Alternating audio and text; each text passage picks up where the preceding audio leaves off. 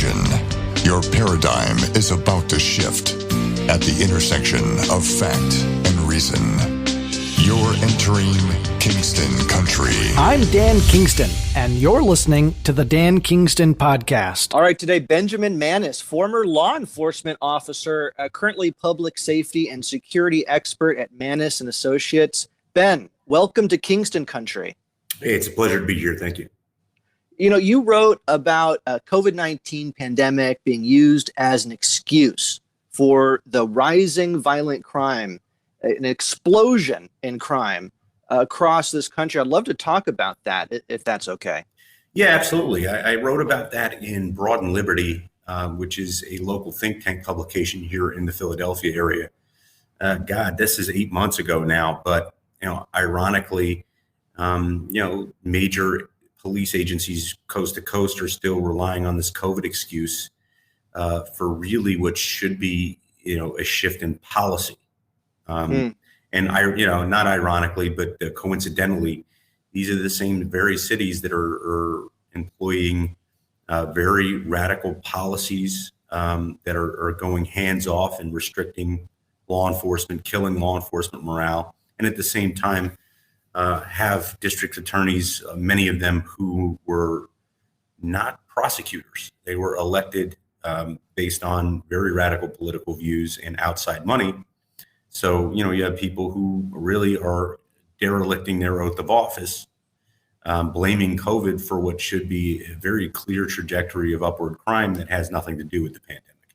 So basically, their incompetence is they're covering it up and blaming it on COVID when really it's the policies. And what exactly, you kind of talk about it a little bit. Is it like the second guessing of police that's leading to this? If you're going to police, then why should they enforce at the same level? Is that one of the problems, or what specifically are the policies that the Democrats being in control and just having catering to crime? Yeah, so there's a variety depending on what city you're looking at. I wouldn't go as far as just blaming it on incompetence. Obviously, incompetence was the underlying issue in many of these jurisdictions. And for example, I did a decade on the job in Washington, D.C., and Washington, D.C. is traditionally one of the most corrupt and incompetent jurisdictions in the United States. Now we're talking about Washington City. So, the problem with being a podcaster, Dan, is, when people talk about Washington, they're talking about Capitol Hill and national news. No, there's a city there, and that city is every year in the top 10 in America in crime. And, it's a shame because it is the only city in America where the mayor, there's no governor. So the mayor gets to go right to federal, powers, the legislative branch for their funding. And they receive perks that almost no mayor in America gets because of their position as the nation's capital. But they have been so mismanaged over the years that, it has always been a train wreck there since its inception. And mind you, I say the inception is 1974, not the birth of DC, but the inception of it as an independent city because it was a federal district before that. So when you think about this, I want you to understand that, places like Camden, Philly, DC, Detroit, St. Louis, they were always somewhat mismanaged and definitely had their own corruption problems.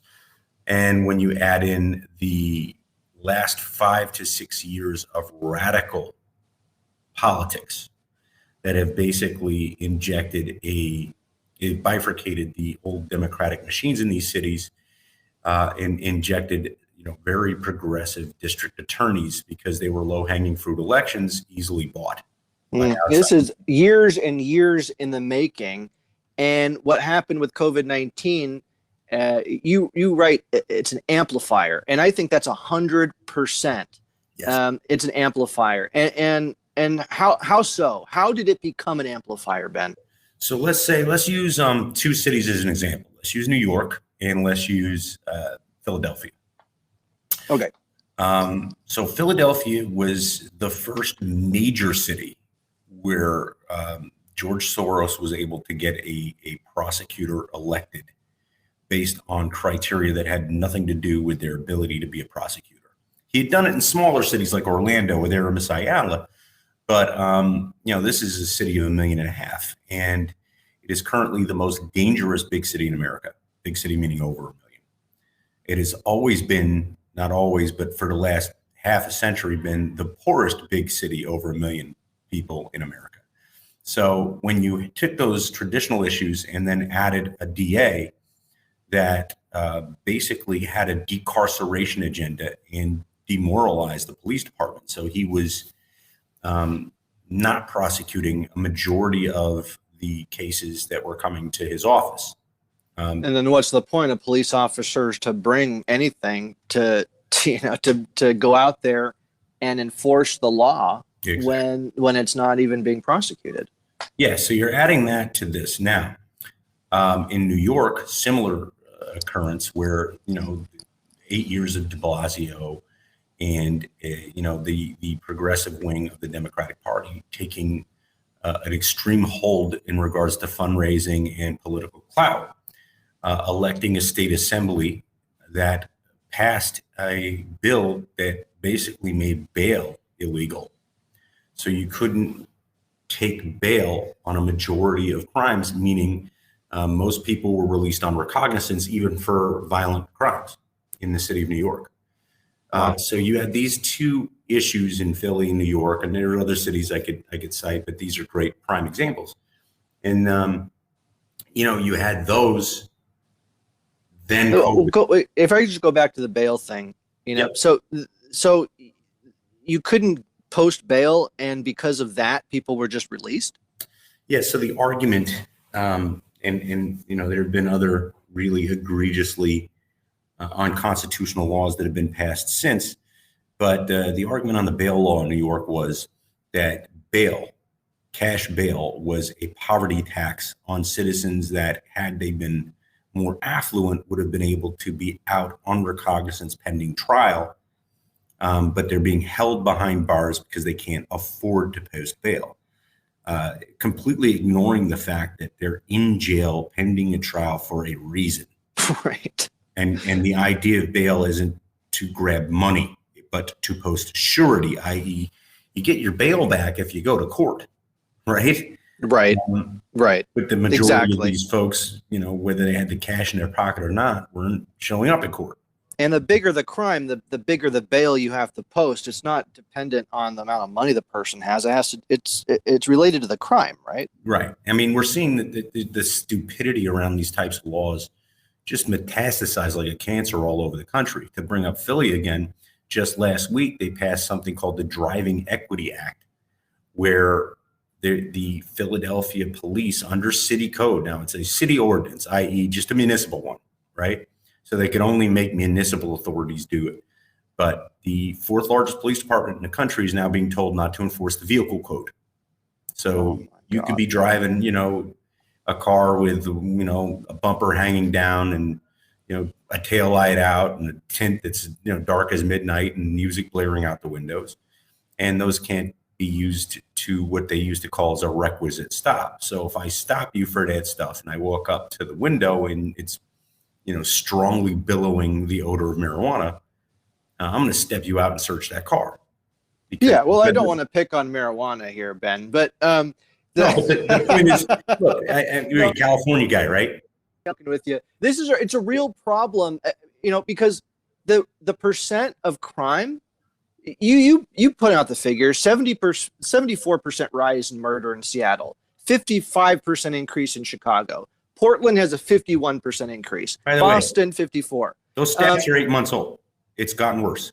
It's gotten worse, and I believe it, because when you're outside and you're driving down the road, I'm in California, I don't see police anymore. For 2 years, I rarely see a police. Now, where are you in California? In LA? San Jose area. Oof, even worse. Yeah, I mean, you're gonna, like I said, the Larry Krasner's and Aramis Ayala's and Kim Gardner's of the country were prototypes for guys like George Gascon in LA and Chesa Bowden in San Francisco. So why would you, a cop, go out and risk their career, namesake, livelihood, get indicted? And I've had some experience with this, for basically doing your job and doing things within the Constitution, knowing that you have the target on your back and the criminal doesn't. I got to ask you this question, Ben, as a former law enforcement officer, and you brought up the marijuana thing, right? Yep. And I think there's a fine line. How do we get the tough criminals off the streets and allow maybe some of these minor infractions to go? I mean, we don't want to have a police state, obviously. No. We don't want to be like China, okay? But at the same time, you have murders going through the roof. So how do you balance that? With some good old-fashioned old school policing. Look, I honestly don't care if you smoke weed or not, and it's legal in your state. But there's a couple of things to realize. Anytime you make something legal, it has to be regulated. And the problem with marijuana isn't that people smoke. I mean, let me put this in perspective. I was a DC cop in Southeast in Anacostia, which is the worst neighborhood in DC, right? Okay. I have never in my career made a possession of marijuana arrest. So the argument that people are being mass incarcerated for holding weed is just not true. Big city police departments, even in like LA, aren't running in a dime bag of weed because their desk sergeant would laugh them out of the station house. You don't waste a half a shift doing paperwork on weed. But here's the big but.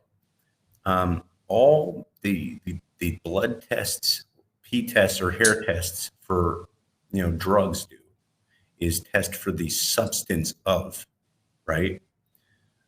So when it comes to marijuana, you could be driving, and if you plow into a family, crossing the street and are rendered unconscious at the scene, they pull blood. All it says is, "Hey, I had marijuana in my system for the last 3 weeks," right?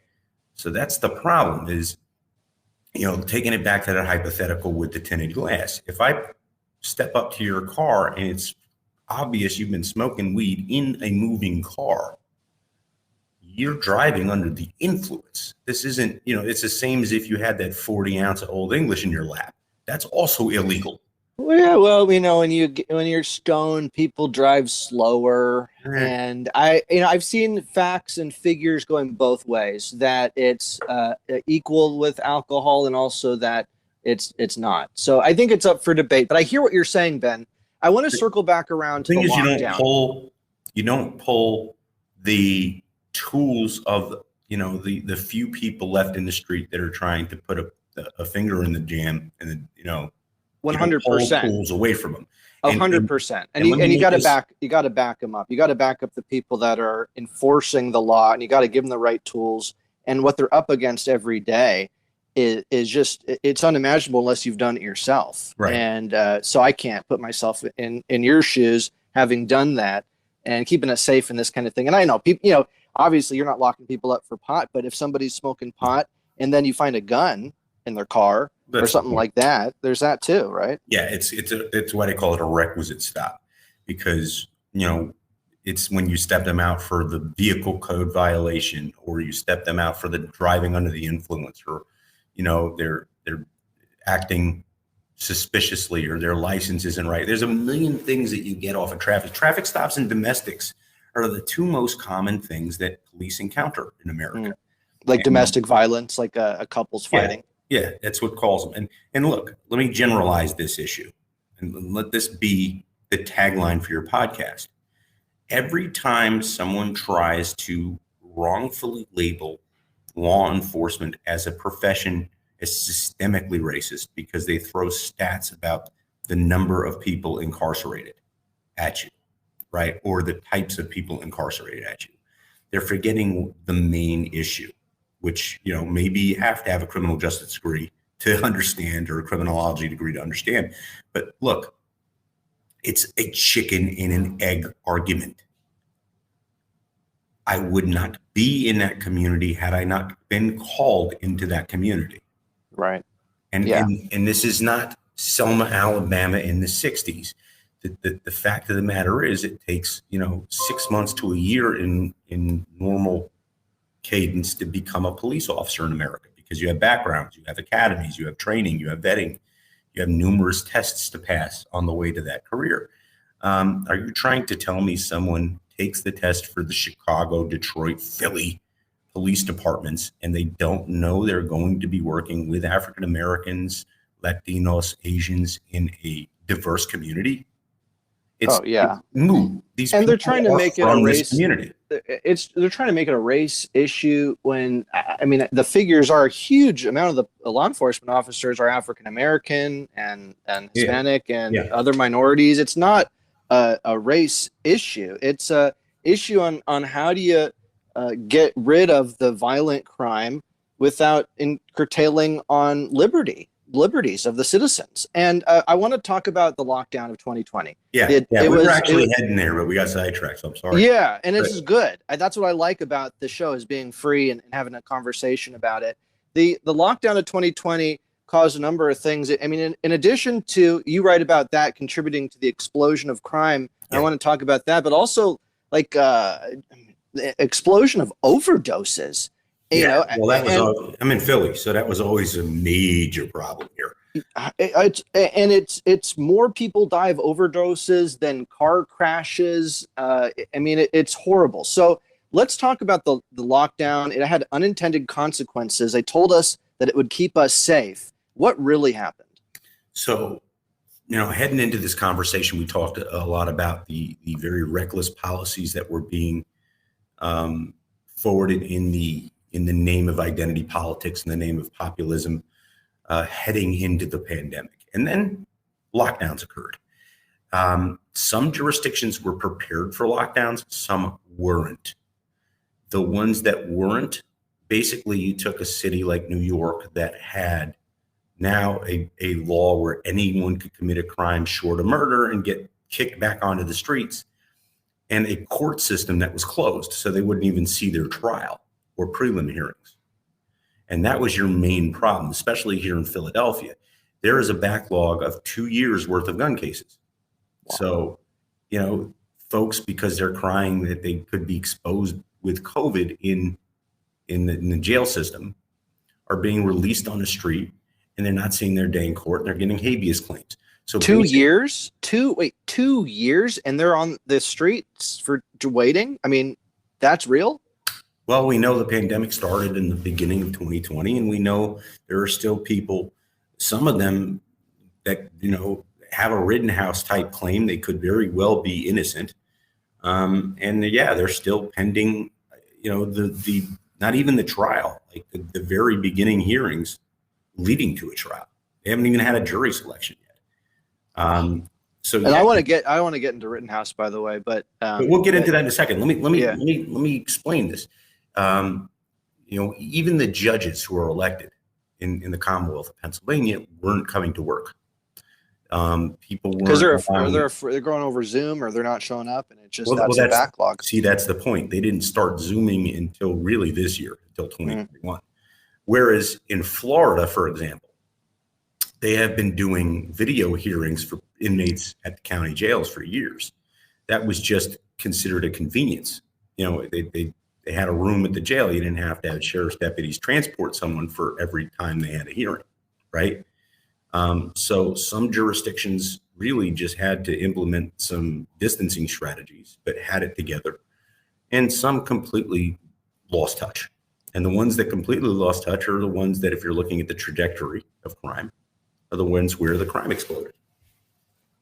Well, I mean, what about domestic violence during the lockdown? I mean, what about the overdoses and you're a public safety expert. People are suicides through the roof during the lockdown. Yeah. It was a draconian lockdown, a horrible lockdown. You put in your article draconian. A lot of people say it was. It wasn't like China, but honestly, in California, it was more similar than dissimilar, and that was my experience. I agree. And this has had a huge effect on the psychology of the country. People have PTSD from it. Am I being dramatic right now? I don't know about the PTSD. I'm sure. I mean, look, you're looking at it from the perspective of someone, in San Jose. I'm looking at the perspective of someone in, a city. I'm from New York. I worked in DC. I live in Philly. I did live in LA, and I used to frequent, other cities like Seattle. So there's a very different perspective on it, depending on what your frame of reference is. But your grocery stores were empty, right? I mean, the shelves were empty, weren't they? No, they are now. They are now. Yeah, ironically. No, the only thing that was really hard to find during the pandemic was toilet paper, which is silly because that wasn't a symptom associated with COVID. People just freaked out and went out and bought it all. Yeah. Cleaning supplies, wipes, that kind of stuff was there was a run on it. But I mean, my produce, my meat, everything was easily obtainable until now. Like that I actually, have 26,000 interactions on a tweet I had basically comparing that. If this, the White House said that the current inflation and supply chain crisis is due to COVID. Well, if that's the case, why was everything except those cleaning goods and personal hygiene products available and easily shippable through Amazon during the lockdown period of this crisis, but not available now? Everything's COVID, Ben. Everything is blamed on COVID, and it could be that way in the foreseeable future. I don't see it changing. Everything is so you really hit upon it in your article. Again, it changes based on your perception. If you're a Floridian, and I was just in Miami a couple months ago, you've been open over a year. If you're a Texan, where most Californians are now moving, unfortunately, you've been open over a year. Austin's fantastic. Texas is a fantastic place. I went to Austin. Texas is fantastic. Austin's becoming, a hybrid of the Bay Area and LA, and it's fun. I was in Austin. Sad. I was seeing young people running around and having fun, and obviously the politics are different there, but it has a young energy. Yes. They're like the workout center of the country. The fitness, everybody's jogging. True. If people were as healthy as they were in Austin, do you think that COVID would even be a thing in this country? Listen, I hate to say this, but if you are on top of I've had COVID twice at this point. You have? Yeah. My wife, we're essential workers, so we both had the thing. Did it hit you hard? Yeah, no. I've had flus that felt the same. I mean, was it not great having it? I wouldn't recommend it to anyone. But I also don't think we need to run around scared. Why not get it, though? If you get vaccinated and then you get it, don't you have more protection? I mean, I heard Joe Rogan talk about this. Let's say you're vaccinated, maybe you should get it. Then you'd have the natural immunity. But I hear what you're saying. You don't want anybody. I went the other way with it. I got it and then got vaccinated. Okay. Do you lose your smell and taste? Yeah, that was the worst part of it. Do you get it back? Yeah, but it took like over a month. Ugh. So that was, it was a very strange part of it. That was the only thing that I couldn't associate with other symptoms. I mean, really, other than that, I was just very tired. But the point I'm making, and maybe I'm just being a tough guy about it, once you've seen the inside of that animal, I'm not saying if you're a 66-year-old diabetic with obesity, you should be, worried about it, and you should take your health precautions. But to force masks on everyone the way we're doing here in Philly, in a city where smoking and eating greased beef sandwiches is still, the number one pastime.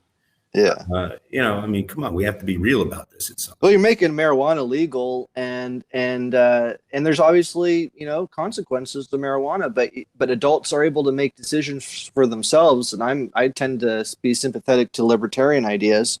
And it seems to me we should follow the science with this. It seems COVID seems to be something that affects obese and very old people the most in terms of like death and hospitalization. Right? 100%. Follow the science. And I'm not talking anything Fauci says is the science. I'm saying follow the science. When they're reporting deaths less than they're reporting case, that tells you a lot. But people, I'm in the media now. You need to learn how to watch the media. Right. And that's the thing. When we were reporting death numbers every day, and there was a COVID briefing at 4:00 every afternoon, it was a thing like we had to think about. Now they just report case numbers, which should tell you everything you need to know. It's all the spin. It's all the spin to keep COVID in the spotlight. And so now I know we're going a little bit over, but if it's okay, I'd love to keep you a bit longer. I want to talk about Rittenhouse. What do you make of the Rittenhouse thing? I mean, it's a clown show, right? Yeah. Well, so as a New Yorker, I grew up in East Village when it was still punk rock. And when I was a kid, we had this shooting on the subway with a neighbor of mine. He was about 2 blocks up, named Bernard Getz. And Bernie was the original subway vigilante. It was the early 80s. Two guys tried to rob him with screwdrivers on the train, and he shot him with an illegal revolver. They took him to trial. It was a very highly publicized trial, and the only thing they had to stick him with at the end of the day was the gun. So walking into the Rittenhouse case, I figured the only thing they were going to do was Bernie gets this kid. They were going to stick him for having a 17-year-old with a gun. They dismissed that, right? Yeah, well, it turns out, and kudos to his lawyers, there is a loophole in Wisconsin law. Why? Wisconsin is the Midwest, and there's a lot of hunting. And this kid had a standard barrel rifle. And, you could give your kid a rifle as long as he's not a criminal or a mental patient.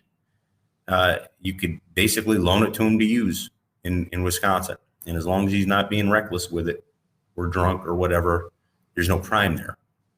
And that it is very hard for people to believe listening in Berkeley. If I have some people I grew up in Berkeley and California people listening, they can't understand what you're saying right now, how that's possible. And it's the same with New Yorkers. Look, the idea, and just for New Jersey, forget it. But the idea basically is, people get obsessed with the tool. And I think that has a lot to do with this prosecution. Yeah. Had this not been an AR-15, had this not been during what the media was characterizing as, quote unquote, a peaceful protest, which it wasn't. What did you make of the Binger pointing the AR-15 at the jury members with his finger on the trigger as a former member of law enforcement, Ben? I think he's an idiot. Listen, almost everything that guy did to put some dramatic effect on a case that was very shaky from the start, really backfired.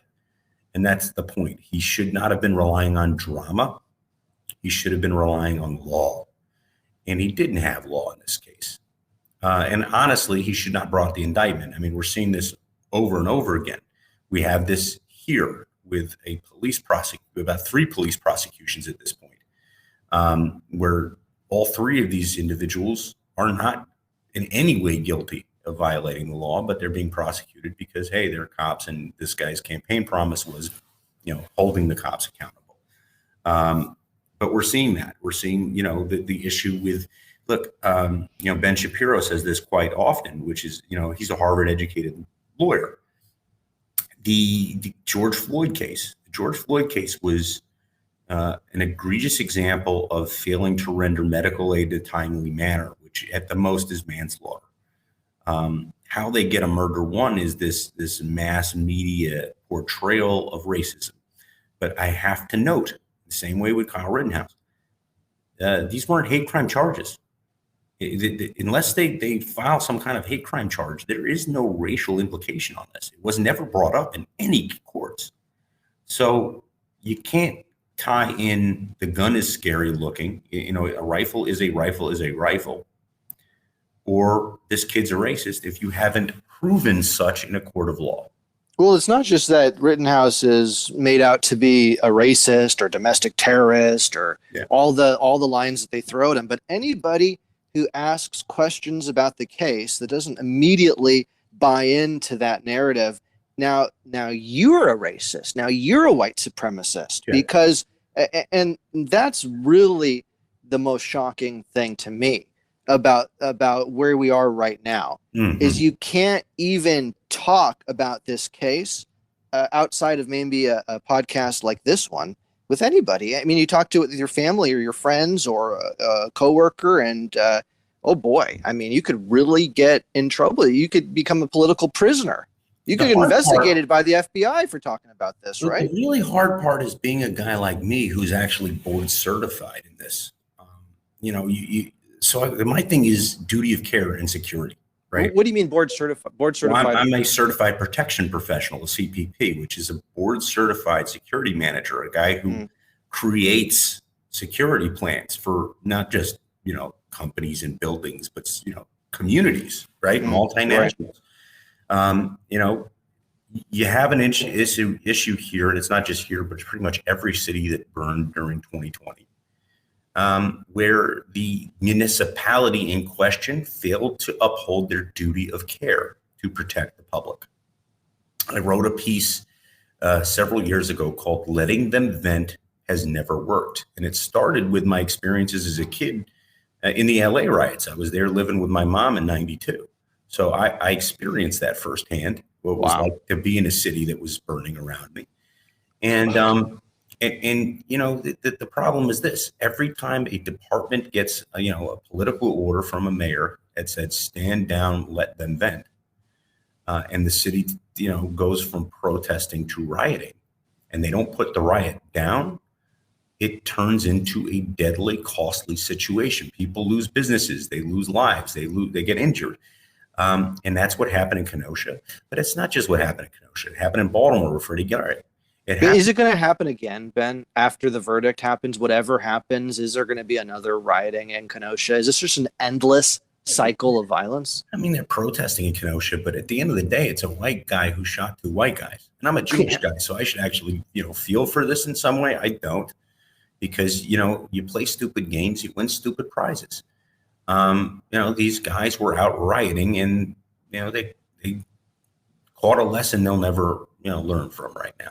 But the problem is these lessons keep being repeated because nobody is enforcing the law. Let me give you a real example. You want one that's very clear. In Charlottesville, remember, so every time the left side of the aisle wants to make an equivalency argument on the right side of the aisle, they bring up Charlottesville, the Tiki Torch guys, and they bring up January 6th. So let's dissect those a little bit. Okay. You had protest and counter protest. The Charlottesville police saw people showing up at the protest with weapons, with improvised weapons, shields, bats, gas masks. People don't show up to a rally with that kind of gear and you're expecting this thing to go well. So if they'd have made preemptive arrests and gotten that stuff off the street and directed people apart from each other, or at least separated the two factions. And believe me, I know what I'm talking about, because in DC, I was on the civil disturbance unit. And we dealt with a protest every day because it's DC and everyone, it's where the government is, right? So they did not do that basic task to uphold the duty of care for all the people who were there legitimately. And it turned into a riot. People died. Okay. January 6th, same thing. When you have those kind of numbers showing up and you're doing a risk assessment because they're showing up on a day where a vote could go south. They weren't just rallying. It wasn't like, let me compare it to the Million Man March. We had, several 100,000 people on the mall for the Million Man March, but they were there for a gathering that wasn't based on an event, a current event that could go sideways for what they were rallying for. They were there, to duplicate the March on Washington. So we gave crowd control, but we didn't expect it to go a certain way. January 6th, we knew they were there to protest a vote that was being held that day. We saw numbers responding. The Capitol Police historically asks for close support from the Metropolitan Police Civil Disturbance Unit, which is a lot bigger, and the U.S. Park Police, which is like the state troopers in DC, because everything's a federal parkway, right? They did not do that. Why not? That's the question. That's the golden question that has still not been asked in any of these Fugazi hearings we're seeing on C-SPAN. And I'm telling you, I have my brothers who are still on that job that I worked with 20 years ago who, say they didn't get the call to deploy their district civil disturbance entity. Well, why should that get clamped down? I mean, why should, in all fairness, you got all these other riots that are allowed to happen all over the place with the Black Lives Matter and Antifa, and the one time that the Patriots are, get out of hand and you crack down on them. And so maybe they were, nobody thought it was going to get to how it got. I think that what you're saying is that you got to nip these things in the butt before they get out of hand, because you crack down a little bit in the beginning on the people that are out of control, so that you don't have to have a massive out of control situation where then you have to bring in like National Guard and it's out of control rioting across, like in LA that you experienced. I'm saying every riot for the most part is preventable. Every modern riot. We're not talking about like Newark in the 60s. which flared up off it, or Watts. But do you think that the thing, you're just letting the cities burn for Antifa and Black Lives Matter, that went into the calculation for the Capitol riots, that whoever's looking at that saying, you know what, maybe we should let them blow off steam, just like we let Antifa and BLM blow off steam every time. No one does. I'm saying you're not looking. You have to look at this like a lawman. Both sides of the equation, which is why it's false equivalency. To say that the January 6th idiots was and they were idiots. The ones that were breaking the law, but not everybody. Yeah, no, I'm talking about the ones that tried to literally infiltrate the House floor and didn't think they'd be shot. I mean, and listen, Ashley Babbitt, say what you will about her. She was a veteran, but as a veteran, you know what happens if you charge the gate at a base and don't stop and show your card, right? And it's the same type of thing. You're in a federal facility disobeying the orders of a uniformed police officer. What do you think is going to happen? Right. This is. I mean, let's just be honest. This is saying, look, again, I'm a Jewish guy, right? I have no heart for the guys in the West Bank or Gaza Strip who get shot throwing, incendiary devices at Israeli tanks. You are throwing something at a tank. Did you think this would end well for you? Oh, God. Yeah. Yeah. So this is what I'm talking about. It is a certain, maybe I'm just too street smart growing up in the city, but there's a certain. No, I love your input. I love your perspective on this, because you're very fair and you're looking at it, like you say, from a lawman perspective. And I feel like this Travis Scott thing from Security Magazine, and it was the same thing. Like, oh yeah, the Travis Scott. I could go on about the demonic worship and a portal to hell. This concert looked like a portal to hell. Yeah, but I could care less about the act on stage. What I'm saying is, if I go to Jazz Fest and they have people in various corners of Armstrong Park, or if I'm going to the Stones concert at the Link, like I did before COVID, and they, you have to show a ticket and you're brought into a certain section, and that section's cordoned off with gates separate from the other sections. Some planning went into that, right?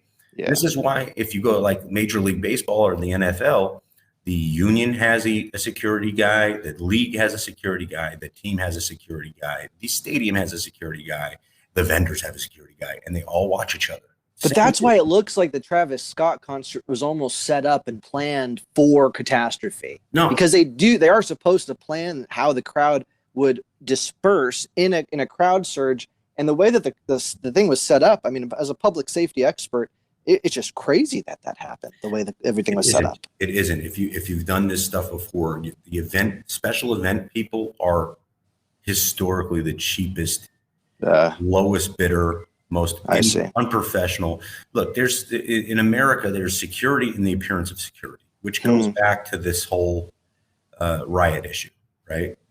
If you have a bunch of cops standing around a perimeter, but they're letting people vent and they're actually breaking the law, and these cops aren't pouncing on that and stopping it, then it's going to get worse. And it encourages it almost, because like they're letting it happen, and the rioters see that. They're emboldened by it. Yeah, I mean, if you look at how you're funneled into airports like Heathrow or Ben Gurion, and you compare that to how TSA acts here, you can see one is the appearance of security versus one is real security.